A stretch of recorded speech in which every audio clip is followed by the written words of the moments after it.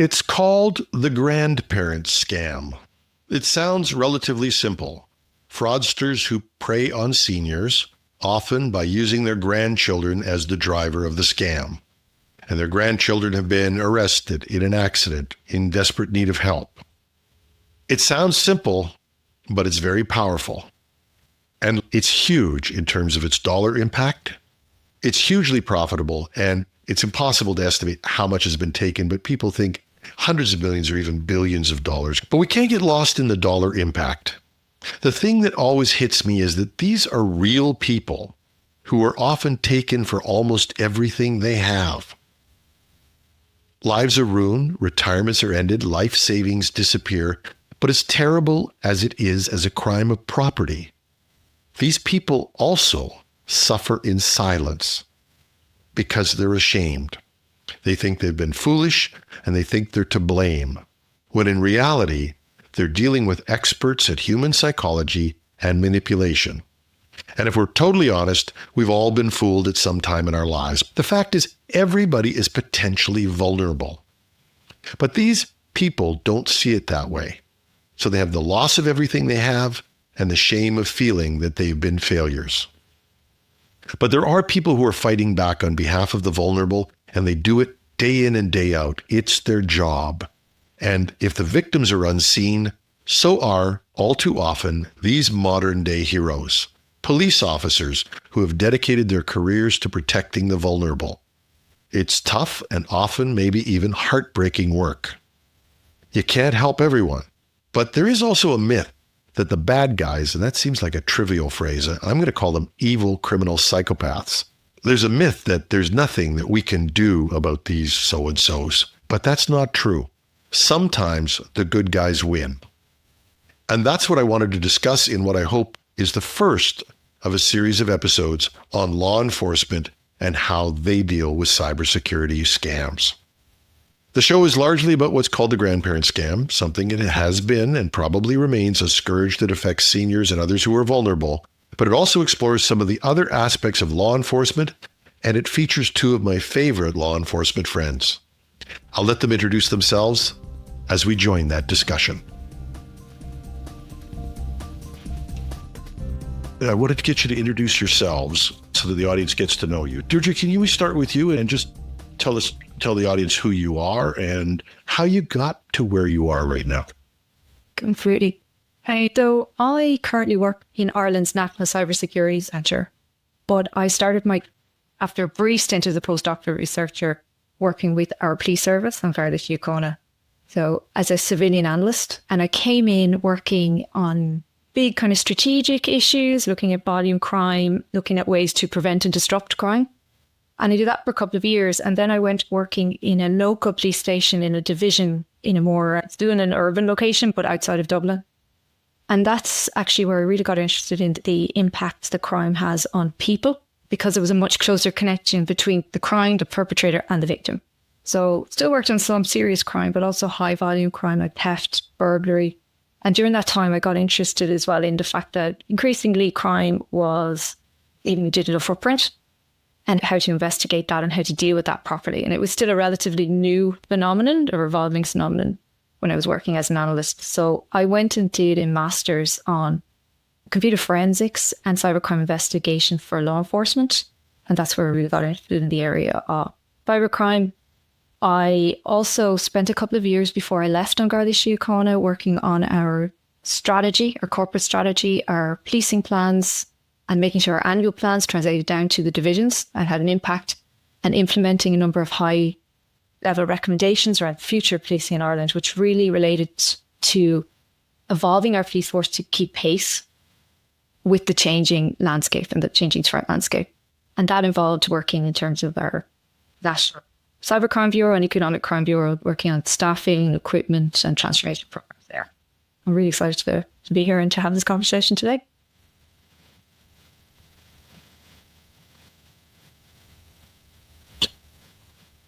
So John, tell us a little bit about you and how you got to where you are.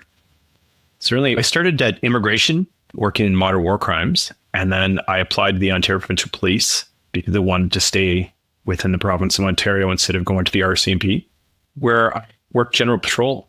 And that's where I started getting exposure to frauds. Then I transferred to a major crime office in a county, Lanark County. And with the new detectives, they put you in frauds and sexual assaults. So I cut my teeth at that level. Then eventually I entered into the anti-rackets branch, and the unit is the economic crimes and corruption unit. So I started there in 2015, and that's where we look at major economic fraud. And as technologies evolved, we started to see more cyber-enabled frauds. And then I did 3 secondments over to the Canadian Anti-Fraud Centre as a law enforcement liaison officer, working with law enforcement nationally and internationally. And that's where they gave me a lot of exposure to the globalization of cyber fraud and how one victim in a small town could be targeted by organized fraud groups around the world. So it really opened my eyes to how complex and the scale of these cyber frauds that are occurring around the world. Yeah, it's really interesting. And from the Canadian aspect of it, I've just been so aware of how many groups have been here in our own province of Ontario. There are a lot of, I guess you can work anywhere. It's telecommuting, but it's just amazing. And I don't know if it's the same in Ireland. Is there a reason why we're targeted at all? Yeah, I think the scale and the ability of fraud as a service and the use of technology allows really anyone around the world to be targeted as a victim. So although we see it in Canada, I think based on countries with larger population, they're being hit at the same rate as we are. Anyone and everyone is essentially a target online and through social media with the deceptive techniques. So when we look at Canada and our population of 41 million, we see the exact same thing at scale in the US or in Ireland or Europe. So the organized fraud groups have just figured out how to really use social engineering. I think that's where a lot of people really get victimized. Yeah, absolutely. I'd agree. And it lowers the barriers to entry. You know, where your traditional crime, there are geographical or environmental constraints. When it comes to online fraud, they're removed. And then you have the ability to increase your own technical capability or capacity by using online services to help you to perpetrate the crime. So it does lower that barrier to entry for a lot of criminals and remove the geographical constraints. And we would see very high levels here in Ireland as well. Obviously, Police Service won't have the full picture, but there's a lot of really interesting surveys being done to estimate the true scale of it. And we have some figures here, like 1,000 incidents a day, and our population is only 5 million. Yeah. So I guess the question that people have is, how is this type of individual fraud perceived and dealt with by law enforcement? And I mean that because it's one thing if a company gets ransomware or is robbed or things like that. Police have been dealing with that for decades in terms of corporate robbery and things like that. But the explosion of individual fraud, the ability to handle just that many cases, how do you cope with that? It's a real challenge. I know within the OPP and a lot of police services, we're looking at a victim-centric approach on how we handle an individual that contacts a detachment and says, I've lost significant amount of money. It's not even the loss of the funds, it's a loss of their trust in society as a whole. We're seeing these spoofing where they're purporting to be law enforcement or government or trusted businesses. And I think it makes people become recluse. And when we do deal with that and a victim comes in, we try and provide them supports on how to help them rebuild their lives and their confidence. It's a really challenging situation, especially when we're dealing with elderly people. When we look at the grandparent scams, there's a sense of safety that's lost. The volume is extraordinary that we're seeing across Canada. So to try and manage it at scale is a very delicate balance on how do we support the victims? Can we disrupt what the bad actors doing too? Can we help recover any funds? Can we help the victims get back on their feet? And then how do we hold those people that are committing these offenses accountable, especially when they're using technology that masks who they are. It's a real challenge. But I think when you would look at the Australian model, they've really figured out how to hold organizations and institutions accountable and how to compensate the victims and how to support them. That model is really interesting to see what's happening because there's been a decline in cyber fraud in Australia as a result of legislative changes and changes with organizations. I think that's a good point. With crime, even in general, it's a whole of society or a whole of government approach that you need to follow to actually prevent, disrupt and support those who have been affected. So similarly to Canada, Ireland has a very victim-centric approach. We've always followed a community policing model and the victim is at the centre of everything that we do. And I think inherent in that then is that challenge around providing those individual supports whilst dealing with the incidents at scale and providing the kind of expertise, like specific expertise in order to deal with these incidents, whilst having the general expertise around victim-centric. I think when we look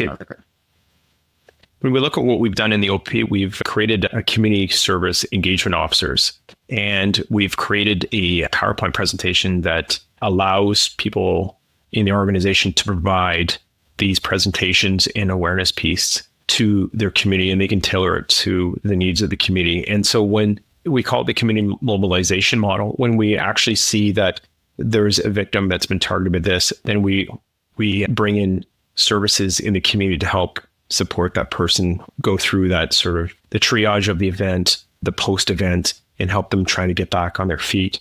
So I really think doing podcasts like this or bringing awareness out, I think that's the key to having people recognize what is coming at them and how to reject these sort of social engineered frauds that are coming at them and then report to the police or the Canadian Anti-Fraud Center. And I really think having a community-based approach really does help mitigate the amount of victimization that we see.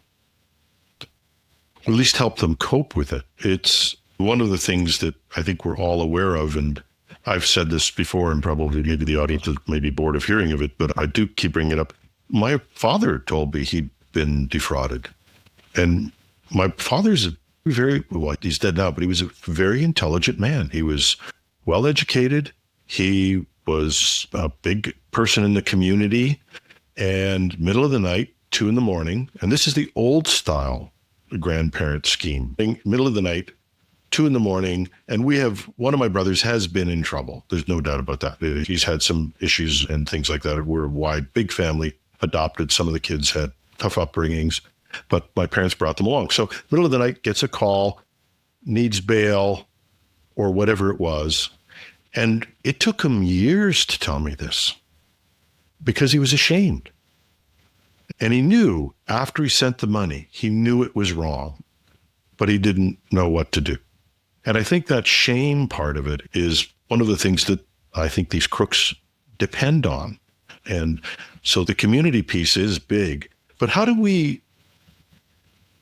we breaking through that shame barrier with what we're trying to do? I think we see some positive changes. We see organizations like Interact or the major financial institutions actually putting information out there. Whereas before, it wasn't communicated as much. For instance, even on Amazon, I went to order something and boom, I pop up, this could be a fraud or here are signs. I think we're doing better at communicating that. When you're looking at the elderly that are targeted or older people, we're seeing cognitive decline. We're seeing they're sensitive to maybe their family members are at the edge where they put them in sort of assisted living. And it's that loss of independence and that loss of sense of pride. And so I think they hold that in oftentimes and not tell their children. And it's a real challenge breaking down that stigma. When we look at the grandparent scam investigations we've had in Ontario, and we had one particular victim who lost $600,000, I think it was in West Coast, because she had cognitive decline, couldn't remember the day before. So it's a real challenge as people start to lose their cognitive ability. And you're right, there's that insecurity piece that we see. Do you think as well that we put out a lot of messaging, but people still feel, yeah, but I wouldn't fall for that? I think there's some interesting that we think we're communicating, but maybe we're not always communicating enough or in the right way through the right channels, and really emphasizing that anyone can fall for these, because get a call in the middle of the night, you have very little time to think. There is an emotional response that's going to make you way more susceptible to falling. You're not super immune just because you're more educated or more informed than someone else. You're still subject to these social engineering tricks. They're used because they work. I think everybody's subject to this. And I've told this story before.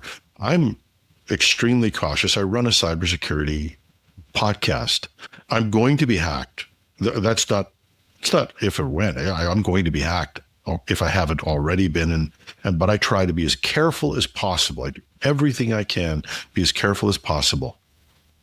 Saw a note from my other brother. And he's had some family problems, and his mother-in-law was dying. There was just a whole pile of hurt that was going on in his life. And I get a note from him. I see his name and I click on it. And I go, oh my God, I don't click on stuff. But so everybody can be set up. And as I think is my interview with Operation Shamrock pointed out, there are PhDs who are working with fraudsters. These are not, I think everybody still thinks of the Nigerian prince, some guy in a room and it's really done poorly and bad spelling and all this sort of stuff. These are very sophisticated crime units that do this, and they're knowledgeable. They know what buttons to push and how to get you to react. And I think the other thing is, you guys tell me, but I think they take more time than people think as well. This isn't just I phone you, scam you. These people really work at it. That's really interesting you mentioned that, because it is a business for them and they put a lot of time and effort. They choose their people. They're quick to be able to pivot. They come up with a very sophisticated script. When we look at TV shows and movies, they're really authentic when you see them about how policing operates.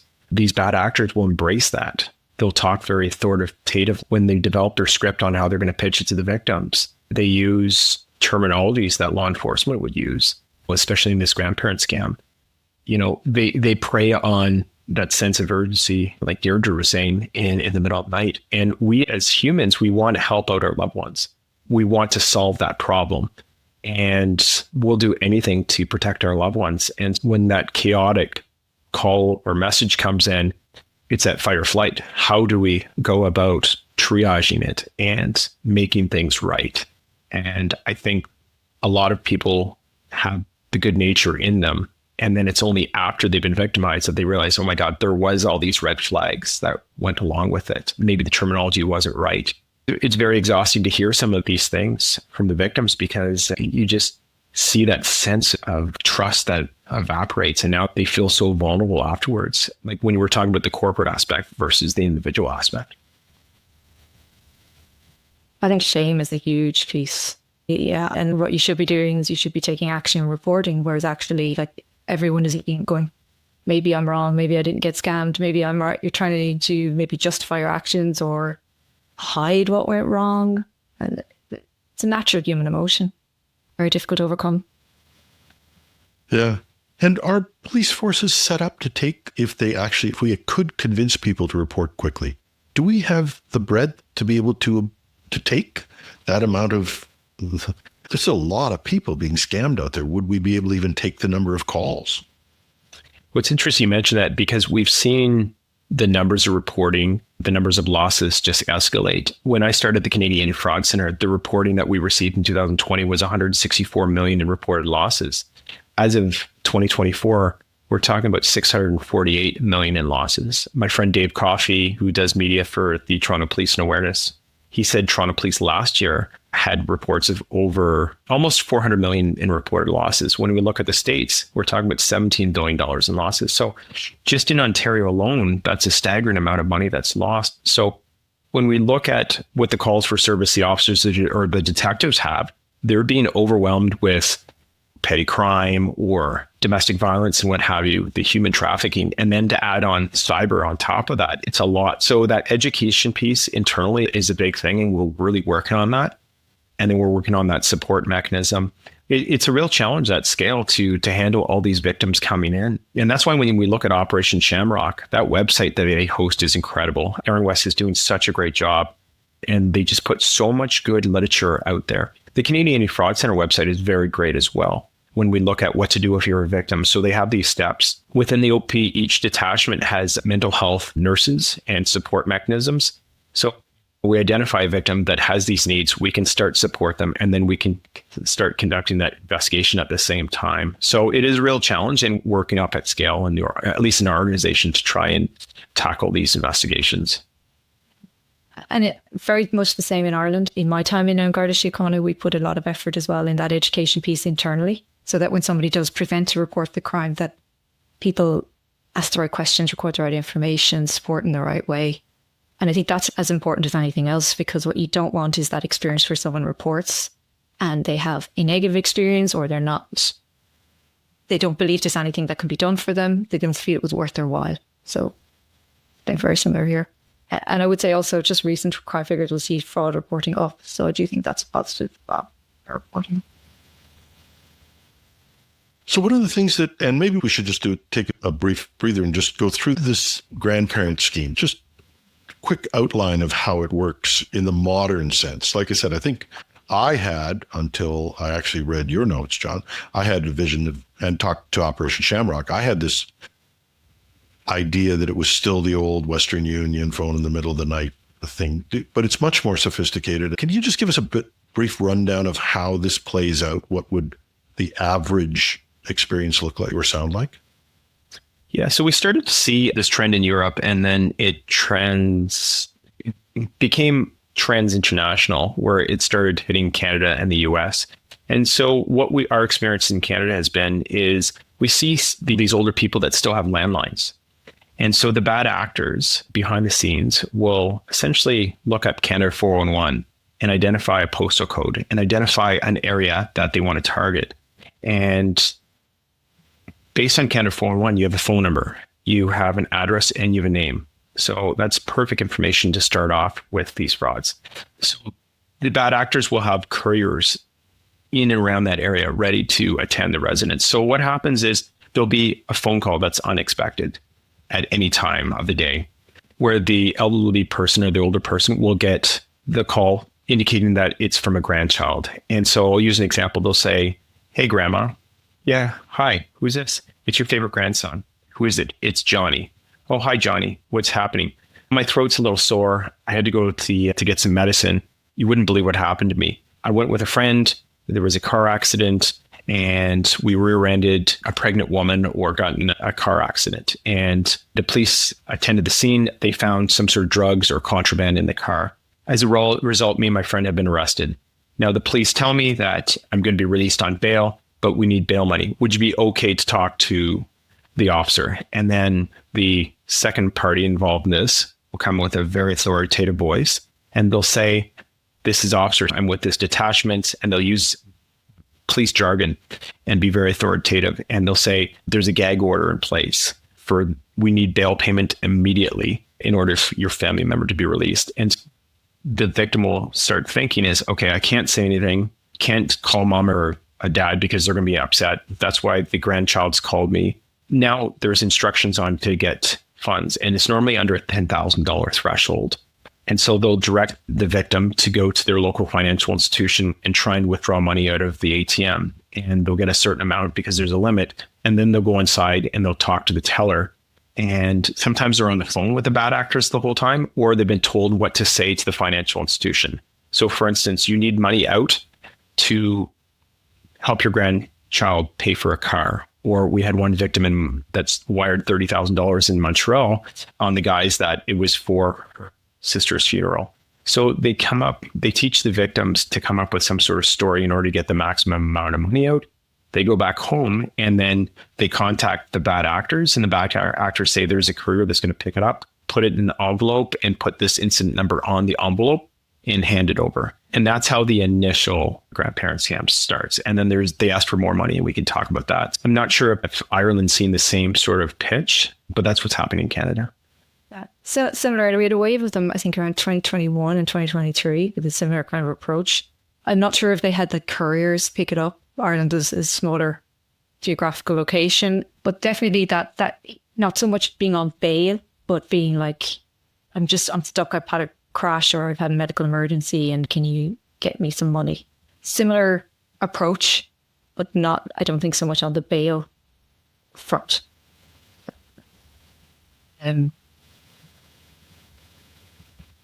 More recently, it's been other kind of fraud and scams. Maybe we'll talk about that later. But yeah, definitely a lot of public awareness building at that time.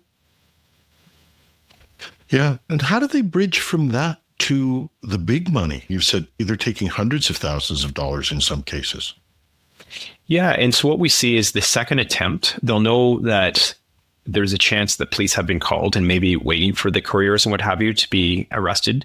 So what they'll say to them is they'll say, there's been a change in the court process. We found additional information. The jeopardy has risen now for your grandchild. In order to get them out of jail, the bail is set at a higher amount. So they'll say, put money into a professional courier service like our Purelator or UPS or FedEx. And just the caveat is these professional courier services, it's against their policy to send cash in mail. So they'll tell them to wrap it up a certain way. They'll maybe put it into an item, package it up, and then they'll send it. And what they're doing is they're sending it to rental properties or abandoned locations. And then another person in this organized crime group will pick up the funds at that point. We're also seeing if they don't have couriers or if they don't have any capacity to intercept, they'll use cryptocurrency. So the victims will take the cash out. They'll go to the cryptocurrency ATM machine. And Canada is number 2 in the world for the most amount of cryptocurrency machines, which is really interesting. So the ability to just take your cash out of your regular ATM and then go to a crypto ATM, and they'll normally get QR codes and they just scan it and they put their money in and then it's gone. Or they'll wire transfer or e-transfer the funds to a synthetic account that the bad actors have created using identity compromised information. So that's how they get the big money. And is it similar? There's similar things happening in Ireland, Deirdre? Because I'm always amazed at how they get this much money from Lohi. It's a lot. I'm not working in a policing context anymore, so I don't have detailed information around the current kind of methods of operation. But from what I see, it's probably more relying on money mules. I'm really interested around the cryptocurrency piece because I'm not sure with the older population in Ireland that they would have, for the vast majority, that they would have that competency to actually do that. But certainly there is an issue with the students allowing their accounts to be used. And even now, you would still see that in surveys that people probably don't really understand the impact of what they're doing if they were allowing money moved through their account. So yeah, that's probably a more likely scenario in Ireland. And then for larger amounts, I think it's more on building a relationship with somebody in a trust piece rather than the kind of what you were describing, John, from what I can see and from what I know. Slightly different, but again, you're getting the same kind of impact. But it's the same thing. You build a relationship, you create a situation, you break down the barriers, you use psychology effectively to get people to do things they wouldn't otherwise do. That's social engineering at its highest level. What should we be doing about this? I've recommended, like I said, that I think we have to have the talk with our parents, which is really a strange situation. Used to be you had the talk with your children. Now the talk with our parents and with other vulnerable people in our communities. As cybersecurity professionals, a lot of my audience work in cybersecurity. What can we be doing that would help either to stop this or at least slow it down? So while we were launching our investigation in the OP, Project Sharp, we wanted to figure out how we can get the information out to that specific demographic. And we were looking at the older Canadians, and you mentioned this earlier, there's so much information coming at you on social media, on the news or what have you, that getting that piece out that resonates with the people is very challenging. So my task with this investigation was to come up with a very robust media and social media and awareness campaign. And to see over my shoulder here, I came up with a placard that is almost like the lock it or lose it. Red is bad, green is good. So what we did is we launched our 1-week fraud prevention initiative, and we worked really closely with the RCMP because they're across Canada, with our policing municipal partners, with the Canadian Anti-Fraud Center. And so it was a joint effort, and we did podcasts, we did radio interviews, we did newsprint, we put out media releases, we did a live chat. We came up with that graphic in the background and we used it on social media.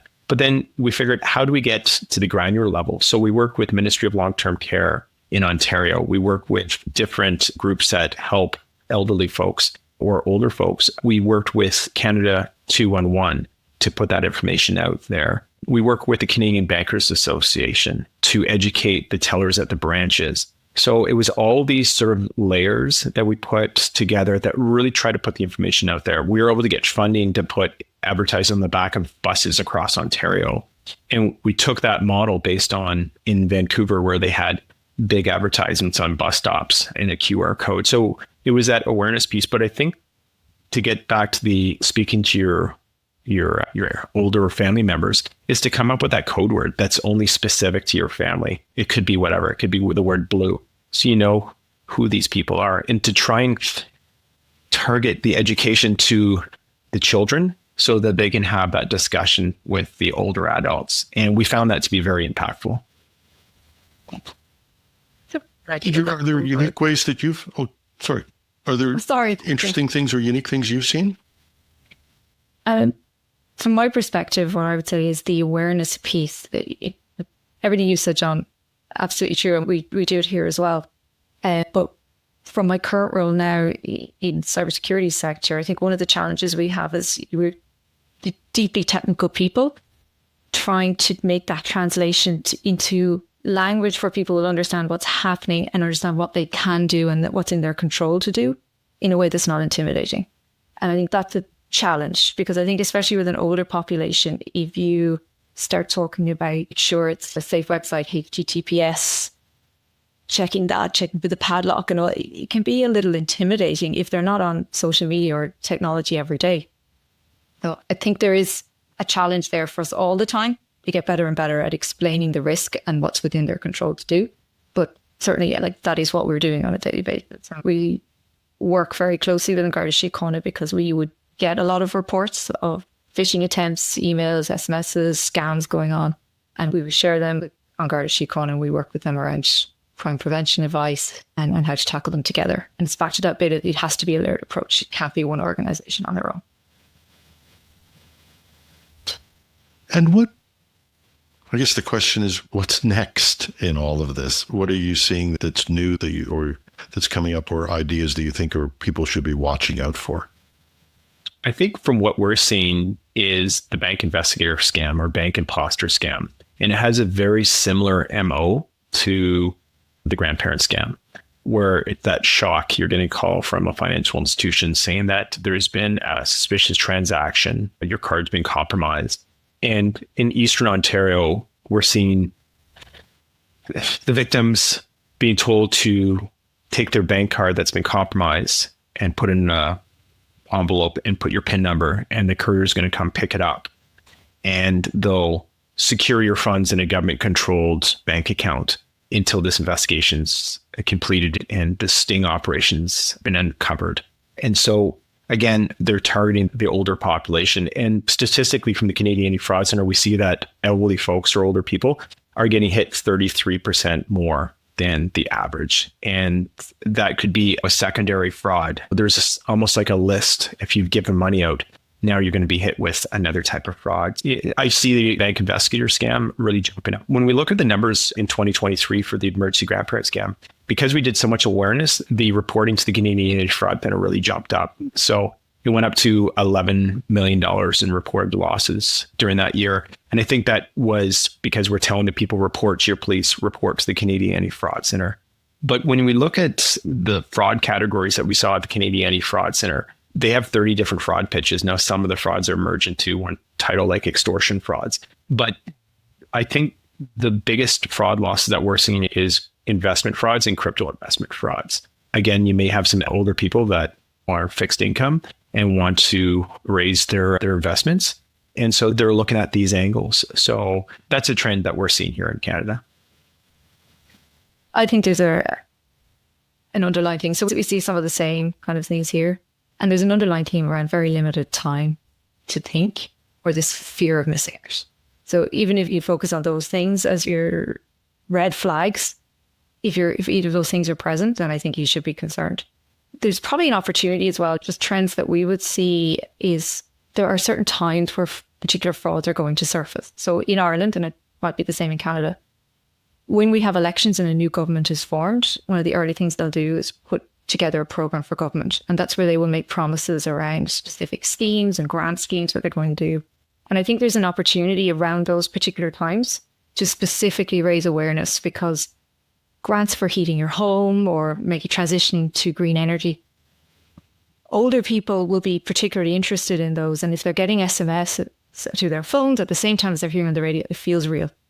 So I think there's opportunities for law enforcement and for everyone involved in cybersecurity to raise awareness around those peak times as well, to try and prevent some of this.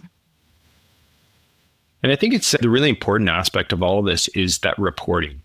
When you report to your law enforcement, it goes back to Sir Robert Peel, the police of the public and the public their police. So police won't know what's happening until they get those reporting from the public and maybe see new trends and little nuances that change. And when we looked at the emergency grandparent scam, it was really important for us to have the victims report. And why did that help? We knew the bad actors who were using prepaid phones and phone numbers. And so and let's not kid ourselves, they know personal security on their own end. So they're only going to have a number for a certain amount of time before they think it's maybe heated up, and they'll transition to a new one. So by reporting that new number, then we can work with our telecommunications companies and say, here's a bad number that we've identified, please disrupt it. So I think reporting to Canadian Fraud Center is really important as well, because they have a disruption program. So if you have a bad email, a bad phone number, a bad website, a bad bank account, by sending that out, and of course, the Anti-Fraud Center complies with privacy constraints and laws, but we can send that information out as a lead to these organizations where they can now do their own investigation and deplatform these customers or clients. I think that's really the other piece that is crucial. And when you talk to Aaron West in Operation Shamrock, that disruption piece is a real huge piece to their success. With that reporting piece as well, what's really important is that then that for your policing management to allocate resources effectively and efficiently to where you're going to get the best impact, you need to know where your incidents are occurring.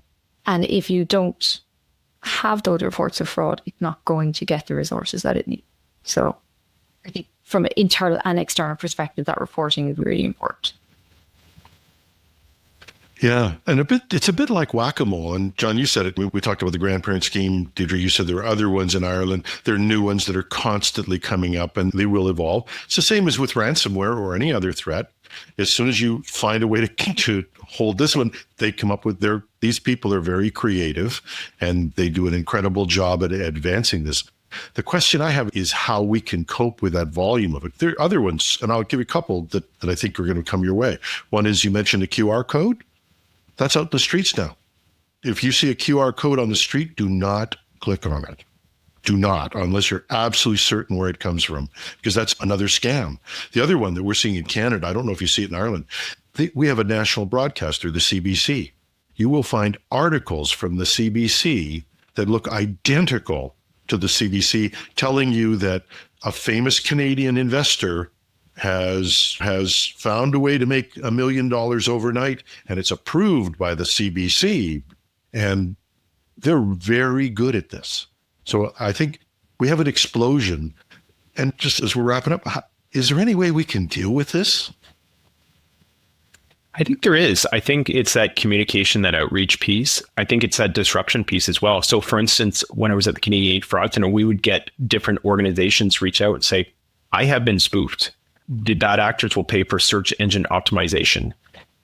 And so within the Canadian Fraud Center, we had one member that was solely responsible for disruption and then notifying various. So they have an ability to send off the websites for disruption. I think trying to report and trying to disrupt, I think is a big piece, but it's also letting the public know where is legitimate authoritative location for that information. So to go to that instead of relying on the top search engine results, or like you said, the QR code, having that pause and think, should I scan that in? I've seen a video in the US of a crime prevention officer ripping off a QR code off a parking meter.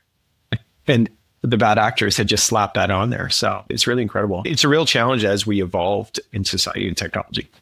Yeah, it's going to get harder because it's going to be more difficult to spot. Like a lot of the language issues threat actors will be able to overcome that with the use of LLMs. They'll be able to better craft their messaging and make it feel more authentic to the geographical area that they're targeting. So this is going to get harder and harder to spot from that perspective.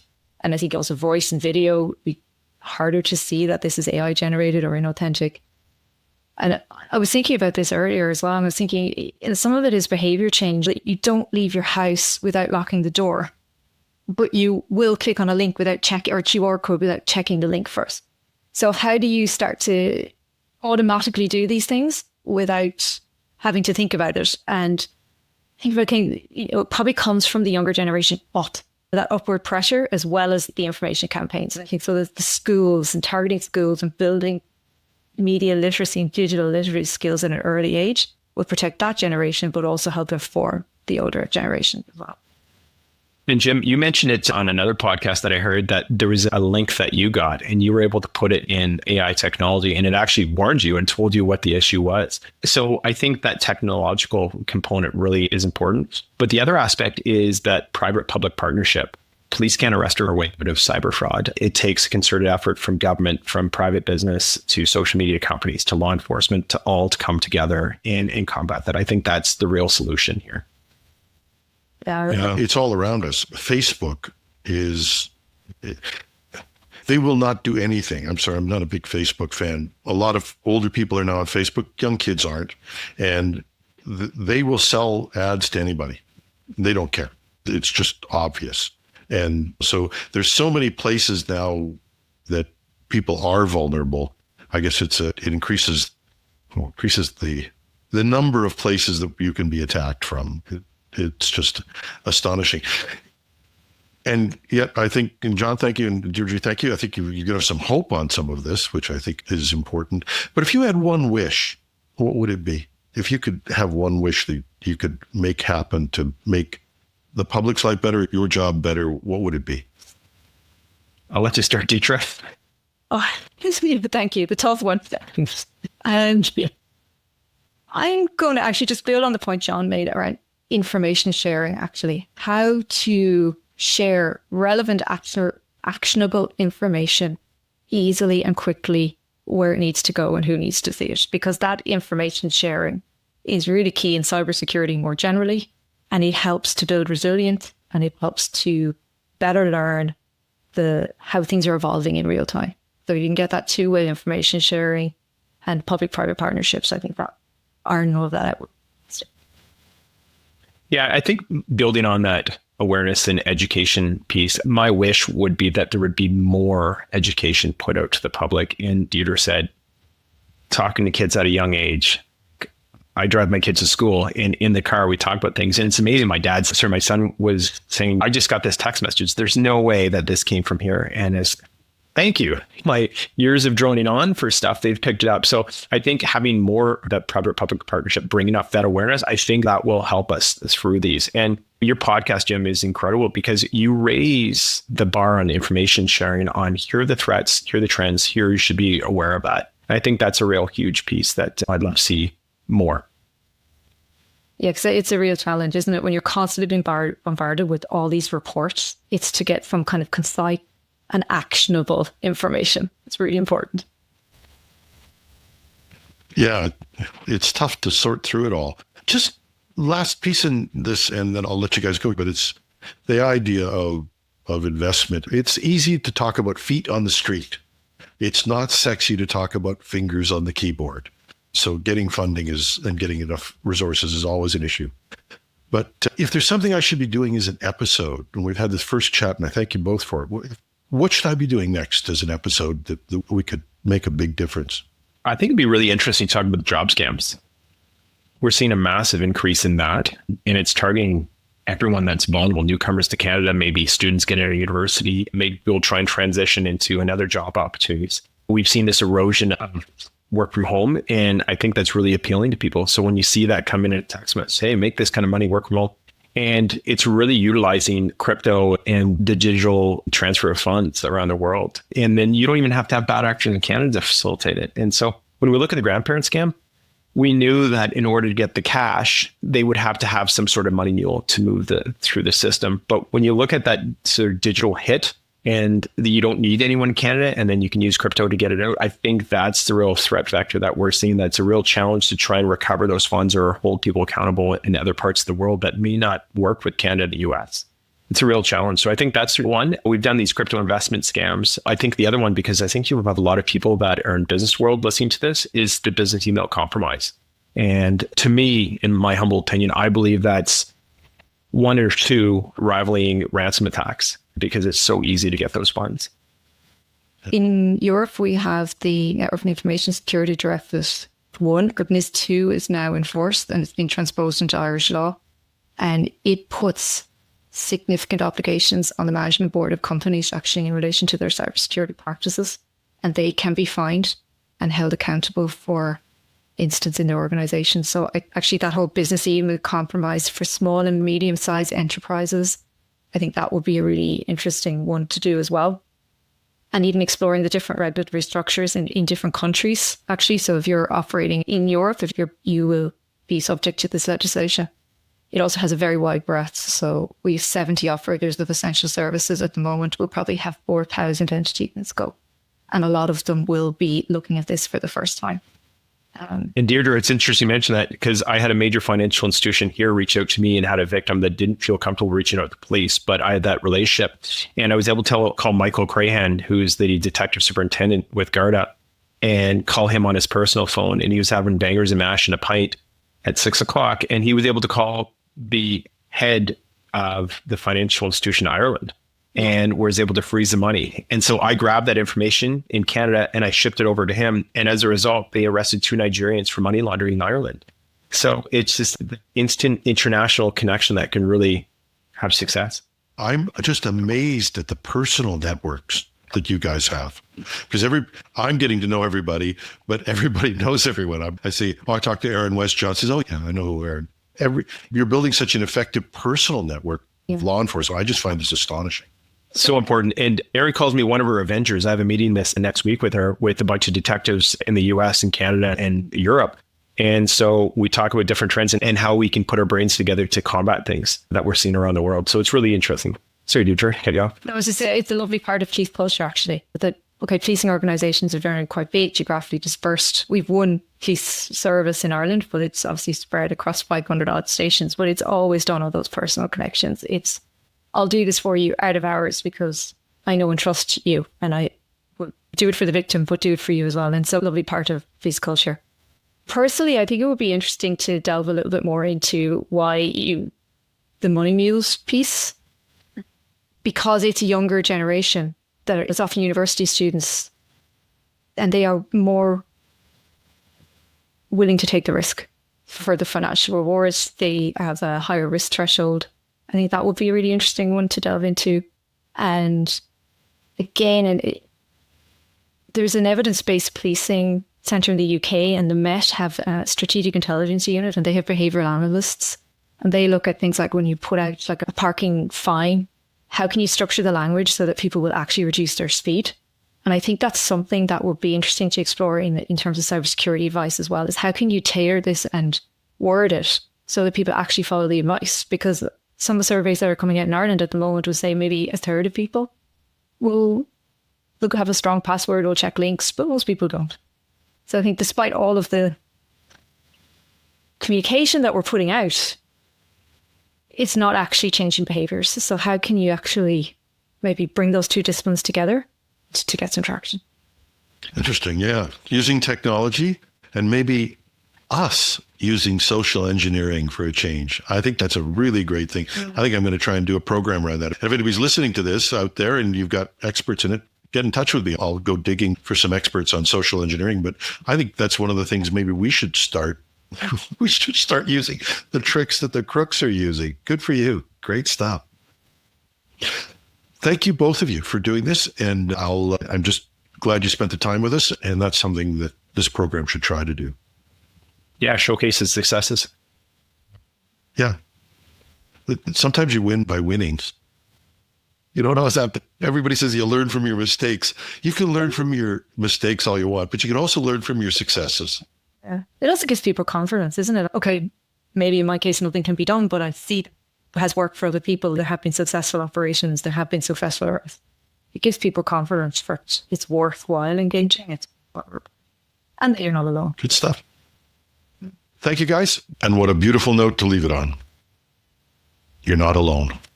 And that's our show. Let me know what you think. You can reach me at technewsday.ca or .com. Use the Contact Us link on the site.